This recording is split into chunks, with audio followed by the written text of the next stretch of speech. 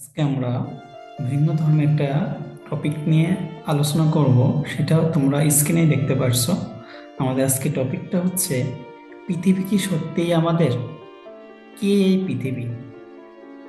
যেখানে মানুষ হাসে কিন্তু ভেতরে কাঁদে, যেখানে সম্পর্ক থাকে কিন্তু নিশ্চয়তা থাকে না, যেখানে স্বপ্ন দেখা শেখানো হয় কিন্তু স্বপ্ন ভাঙ্গার ব্যথা কেউ শেখায় না। এই পৃথিবী কি আমাদের, নাকি আমরা শুধু টিকে থাকার লড়াইয়ে ক্লান্ত কিছু নামমাত্র মানুষ? পৃথিবী তোমার নয়, তুমিও পৃথিবীর নও। পৃথিবী আর তোমার এক হওয়া অসম্ভব, এ কথা তুমি যে জানো না তাও তো নয়।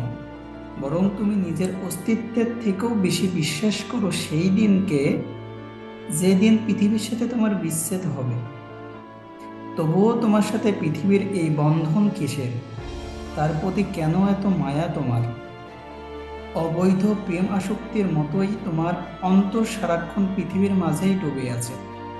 মিলন হবে না জানা সত্ত্বেও কিছু মুহূর্তের জন্য হলেও তুমি পৃথিবীটাকেই চাও। তবে ক্ষণিকের এই পৃথিবীর সাথে তোমার এই এক হওয়া কোনো বন্ধন নয়, এটা কোনো সম্পর্কও নয়, এটা কিছু মুহূর্তের ছুঁয়ে দেখা মাত্র। উঁচু পাহাড়ের চূড়ায় দাঁড়িয়ে মেঘ ছুঁয়ে দেখার মতো পৃথিবীকেও ছোঁয়া যায়, কিন্তু হাতে নেওয়ার সাথে সাথেই মেঘ গলে পড়ে যায়। দ্রুত বেগে ছুটে আসা বাতাস ছুঁয়ে দেওয়ার মতোই পৃথিবীর সূক্ষ্মে ছোঁয়া যায়, কিন্তু বাতাস তো মুহূর্ত অপেক্ষা করে না, লোক পড়ার আগেই পালিয়ে যায়। জ্বলন্ত আগুনের মাঝে আঙ্গুলের ডগা দিয়ে আগুন ছোঁয়ার মতোই পৃথিবীর সৌন্দর্যের প্রতি বিমুগ্ধ মানুষ তাকে নিজের করে পেতে চায়, কিন্তু আগুন দূর থেকেই সুন্দর, বেশি কাছে গেলে সবকিছু জ্বালিয়ে ভস্ম করে দেয়। তাহলে এই পৃথিবীর চরিত্রটাকে, পৃথিবী একজন কুমারী নারীর চাইতেও অধিক দ্রুত মানুষকে প্রবাহিত করে। এরপর সুখে ভরিয়ে দেওয়ার কথা বলে নিজের মায়ায় জড়িয়ে নিয়ে তাকে ধ্বংস করে দেয়। দুনিয়াকে যতই ভালোবাসা হোক না কেন, সে কাউকে ভালোবাসে না। আজ হোক কাল হোক, সকলকে সে বিসর্জন দেয়। এই কারণে শীর্ষ ধনীরা পুরোপুরি দুনিয়া অর্জন করা সত্ত্বেও তার ভালোবাসা পায়নি। ক্ষণিকের সঙ্গ আর ভালোবাসা কি এক? দুনিয়া মানুষকে এত ধোঁকা দেওয়া সত্ত্বেও মানুষ দুনিয়াকেই পেতে চায়। দুনিয়াকে পাওয়ার উন্মাদনায় মানুষ তার স্রষ্টা, তার রাসূল, তার জন্য প্রেরিত আসমানি বার্তা, এমনকি নিজের সত্তাকে পর্যন্ত ভুলে বসেছে। দুনিয়ার চরিত্র ভালো নয়, সে ধরা দিয়ে পালিয়ে যায়, কাছে টানে আবার দূরে ঠেলে দেয়, আশা জাগিয়ে আবার হতাশায় ফেলে দেয়। মানুষকে সম্পদ বা ভালোবাসা দেওয়া তার স্বভাব নয়। সে একবার কাউকে হাসালে পরক্ষণেই তাকে হাসির পাত্র বানায়। একবার কারোর জন্য মায়া কান্না কাঁদলে শতবার তাকে চোখের জলে ভাসায়। সকালে কাউকে সম্পদ দিলে বিকালেই তাকে ভিখারি বানায়। রাতে কারোর মাথায় রাজকীয় মুকুট পরিয়ে দিলে সকালেই তার মান সম্মান ধুলোয় মিশিয়ে দেয়। দুনিয়া সবসময় স্বার্থপর। কারো জন্ম বা মৃত্যুতে তার কিছু আসে যায় না, এমনকি তার মধ্যে কোনো ভাবান্তর ঘটে না। কারণ মৃত্যুর মাধ্যমে যারা তার থেকে দূরে সরে যায়, সে অনায়াসে তাদের উত্তম বিকল্প পেয়ে যায়, এবং এই বিকল্প পেয়ে সে আহ্লাদিত থাকে। দুনিয়ার বুকে দুঃখ বলতে কিছু নেই, কারণ সবাই তাকে ভালোবাসে, তার জন্য সাধনা করে। এ যাবৎ কতজন যে তার জন্য জীবন বিলিয়ে দিয়েছে তার কোনো হিসাব নেই। কিন্তু এত কিছুর পরেও কেউ কখনো দুনিয়ার ভালোবাসা পায়নি। দুনিয়া বড় কঠিন, বড় নির্দয়, বড় ছলনাময়ী। সে তার রূপ লাবণ্য দিয়ে সবাইকে নিজের আসল তলে টেনে নেয়, কিন্তু সে কারো বাহুবন্ধনে আবদ্ধ হয় না। তাকে ভালোবেসে প্রতি মুহূর্তে হাজারো মানুষ আত্মহত্যা করে, কিন্তু সেদিকে তার কোনো খেয়ালই নেই। এটাই হলো এই স্বার্থপর পৃথিবীর প্রকৃত অবস্থা। কিন্তু তবুও দুনিয়ার প্রতি মানুষের মায়ার যেন শেষ নেই। আপন স্ত্রীর চাইতেও মানুষ দুনিয়াকে অধিক ভালোবাসে, তাকে কামনা করে, তাকে নিয়ে স্বপ্ন দেখে। মানুষের মধ্যে সৌন্দর্য, আকাঙ্ক্ষা, বিলাসিতা, সম্পদ, নারী আর সুখের দুর্বলতা রয়েছে। মানুষ যদি চাহিদা মেটাতে এই যে কোনো একটার কাছে যায়, তবে অন্যটা তার হাতছাড়া হয়ে যায়। কিন্তু পৃথিবী মানুষের সব সুখকে একত্রে নিজের মাঝে ধারণ করে রেখেছে। ফলে তার আসক্তি থেকে নিজেকে মুক্ত করা নেশা করার চাইতেও অধিক কষ্টসাধ্য। তবে কি লাভ এই ভালোবাসা? পৃথিবীর কোনো ভালোবাসা কি স্থায়ী হতে পেরেছে? বৈধ ভালোবাসায় যেখানে সময়ের সাথে সাথে মলিন হয়ে যায়, সেখানে অবৈধ আসক্তি কি করে স্থায়ী হতে পারে? আসলে ইচ্ছা থাকা সত্ত্বেও শেষমেশ পৃথিবীর ভালোবাসা না পেয়ে পৃথিবীকে ছেড়ে দিতে হয়। পৃথিবী যেন জোর করে আমাদের কাছ থেকে নিজেকে ছাড়িয়ে নেয়। কেননা ওকে তুমি যতই ভালোবাসো না কেন, সে কাউকে ভালোবাসে না। দুনিয়া নিষ্ঠুর, প্রতারক, অহংকারী। এই সৌন্দর্যের জাল বিছিয়ে মানুষকে কাটতে হয়। বড় বড় আশা দেখে বসে থাকে। অনেক প্রার্থীদের সামনে সৌন্দর্য তুলে ধরে, তাদের বিভ্রান্ত করে। দুশ্চরিত্রহীন নববধূর মতো ঘুরে বেড়ায়, তার চরিত্রটাকে অবলোকন করে। তৃষ্ণার্ত মনগুলো তার জন্য লালায়িত থাকে। হৃদয় থেকে প্রতিনিয়ত আশা ঝরতে থাকে। এরপর যখন তাদের মিলন হয়, তখন একান্ত মুহূর্তে সে তাদের সবাইকে গলা টিপে মুক্ত করে। আর এটা আজকের কথা নয়, এটা অতীতের কোনো মনোযন্ত্র নয়। কেননা পৃথিবী সবসময় তার প্রেমিকের সঙ্গে এমন আচরণ করে আসছে, কিন্তু পরবর্তীতে প্রেমিকা থেকে শিক্ষা গ্রহণ করে। আগের সঙ্গে পৃথিবীটা সেই নিয়ন্ত্রণ থেকে অনেকটা সতর্ক হয়। পৃথিবীর মায়াবী জালে আটকে পড়ে অনেক খোদা প্রেমিকও। পৃথিবীর সামান্য ছোঁয়া পেয়ে প্রতারিত হয়। কর্তব্য কর্ম ভুলে স্বেচ্ছাচারিতায় মেতে ওঠে। পরকাল ও পরিণতের কথা বেমালুম ভুলে যায়। তার মন মস্তিষ্ক জুড়ে কেবল পৃথিবী বিরাজ করে। তখন পৃথিবীও তাকে ত্যাগ করে। তখন হতাশ, অনুতাপ, অনুশোচনা তাকে চেপে ধরে। এই অনুশোচনা একসময় তার মন স্তূপে পরিণত হয়। সে তখন সবকিছুতেই দিশেহারা বোধ করে। লক্ষ্য অর্জনে ব্যর্থ হয়। ক্লান্তি, অবসাদ তার মৃত্যু সঙ্গী হয়। ফলে সে একসময় নিঃস্ব ও নিঃসম্বল হয়ে পড়ে। দিগ্ভ্রান্তের ন্যায় এদিক সেদিক সে ঘুরে বেড়ায়। একবার এক জ্ঞানীকে জিজ্ঞাসা করা হয়, দুনিয়ার দোষ সম্পর্কে সবচেয়ে সচেতন কে? সে উত্তর বলে, যে সবচেয়ে বেশি মৃত্যুর কথা চিন্তা করে। আমাদের কাছে মৃত্যু কেন এত অপ্রিয়? কারণ আমরা দুনিয়াকে আখিরাতের ওপর প্রাধান্য দিই। মানুষ কখন উদাসীন বলে সাব্যস্ত হয়? যখন দুনিয়া থেকে সে আনন্দে আত্মহারা হয়ে যায়। আচ্ছা, আমাদের থেকে ইলম ও হিকমত কখন উঠে যাবে? যখন তোমরা ইলম ও হিকমতের মাধ্যমে দুনিয়া অর্জনের চেষ্টা করবে। আখিরাত অর্জনে অন্তরায় কোন জিনিস? দুনিয়ার মায়া মোহ।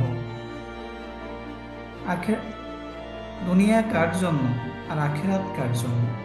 যে দুনিয়া তালাশ করে দুনিয়া তার জন্য, আর যে আখিরাত তালাশ করে আখিরাত তার জন্য। কিন্তু দুনিয়ার এই বাস্তবতাকে জেনে বোঝা মানুষ দুনিয়াকেই বেছে নেয়। এর কারণ কি জানো?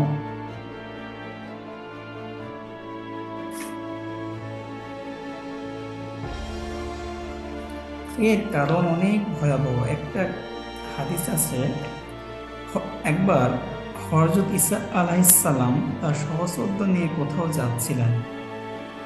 পথিমধ্যে তারা একটি এলাকার পাশ দিয়ে অতিক্রম করেন। তখন গভীর বিস্ময়ের সঙ্গে লক্ষ্য করেন এলাকাবাসীদের মধ্যে কেউ বেঁচে নেই, সবাই মারা গেছে। তাদের মৃতদেহগুলো এখানে সেখানে ছড়িয়ে ছিটিয়ে আছে।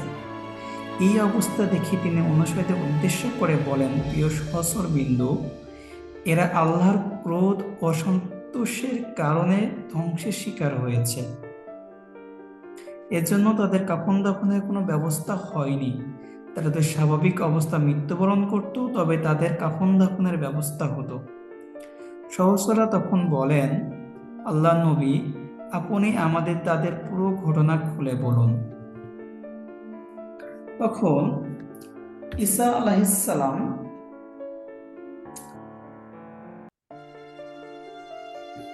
ওই মৃত লোকদের জিজ্ঞাসা করে, তোমরা কি আমার কথা শুনতে পাচ্ছ? প্রশ্নের উত্তরে মৃতদের থেকে একজন বলে ওঠে, হে আল্লাহর নবী, আপনি বলুন, আমরা শুনতে পাচ্ছি। তোমরা সবাই কেমন আছো? আমরা রাতে শাস্তি থেকে নিরাপদ থাকি, কিন্তু সকাল হলে জাহান্নামে নিক্ষিপ্ত হই। কিন্তু কেন? কারণ আমরা আখিরাতের তুলনায় দুনিয়াকে বেশি ভালোবাসতাম। পাপ কাজের ক্ষেত্রেও মানুষের কথা মতো চলতাম। দুনিয়ার প্রতি তোমাদের ভালোবাসা কেমন ছিল? মায়ের প্রতি দুগ্ধ পোষ্য সন্তানের ভালোবাসার মতো। সন্তান যেমন মাকে পেলে আনন্দিত হয়, আমরাও তেমন দুনিয়ার অর্থ সম্পদ পেলে আনন্দিত হতাম। আবার কোনো কিছু হাতছাড়া হয়ে গেলে হতাশ ও প্রেশান হয়ে পড়তাম। তুমি একাই কেন সব প্রশ্নের উত্তর দিচ্ছ? তোমার সঙ্গীরা কোথায়? তাদের মুখে আগুনের লাগাম পরানো হয়েছে, কঠোর হয়ে ফেরেশতারা সেই লাগাম টেনে ধরেছে। সবার এই করুণ অবস্থা হয়ে থাকলে তুমি কথা বলছো কি করে? তখন উত্তরে বলে, আমি দুনিয়াকে তাদের মতো ভালোবাসতাম না, তবে তাদের সাথে চলাফেরা করতাম। আমি এখন আরাফ তথা জান্নাত ও জাহান্নামের মধ্যবর্তী স্থানে অবস্থান করছি। জানি না আল্লাহ আমাকে এখান থেকে মুক্তি দেবেন নাকি জাহান্নামে ঠেলে দেবেন। সুতরাং প্রিয় ভাই বোন, পৃথিবীকে এর বাস্তবতার সাথেই গ্রহণ করো। এটা কোনো মোহ তা তুমি কিন্তু জানো। এবার অত্যন্ত পুরোপুরি মেনে নাও। পৃথিবী থেকে তুমি এবং আমি দুজনে হারিয়ে যাব, যেতেই হবে। এখন হোক কিংবা কিছু মুহূর্ত পরে, কেউ আমাদের এই বিচ্ছেদে বাধা হতে পারবে না, কেউ তোমাকে আটকে রাখতে পারবে না। কিন্তু সেজন্য এসেছে, সেই উদ্দেশ্য কতটুকু পূরণ করছি, যা কিছু নিয়ে যেতে বলা হয়েছে তার কতটা যেতে পারছে, সেটাই আসল ব্যাপার। প্রিয় বৎস আমার, দুনিয়া একটি গভীর, কুল কিনারাহীন।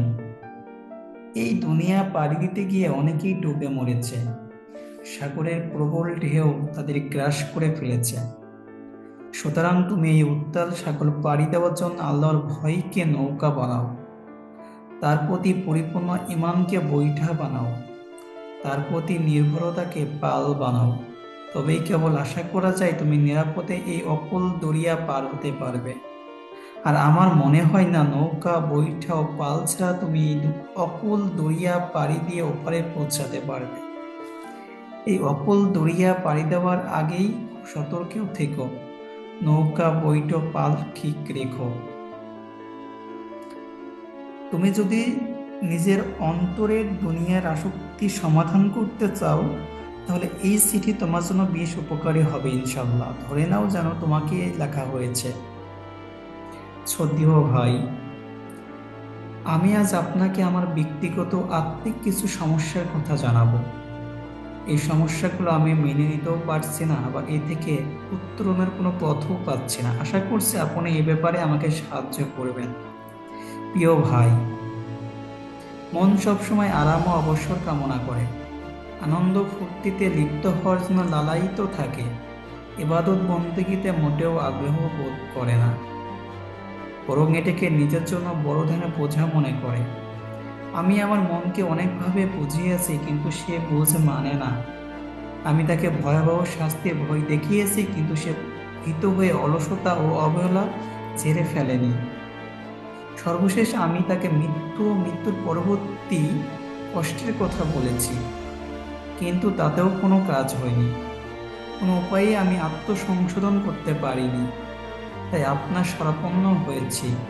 আমি আপনি আমাকে নছিহত করুন, আত্ম উন্নয়নে সাহায্য করুন। কারণ ভয় হয় এভাবে চলতে থাকলেও সম্পূর্ণ অপ্রস্তুত অবস্থায় আমার মৃত্যু ঘাঁটিতে পাড়ি দিতে হবে।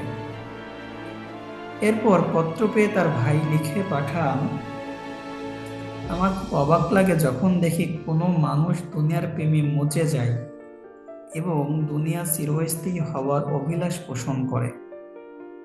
কারণ সে নিজেও জানে প্রতিটি মুহূর্ত আমাদের মৃত্যুর দিকে ঠেলে দিচ্ছে। দিন রাত্রির পালাবদল আমাদের জীবনকে সংকুচিত করে ফেলছে।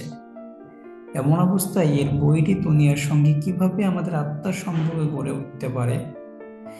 এমন অস্থায়ী জীবন কিভাবে আমাদের প্রিয় হতে পারে?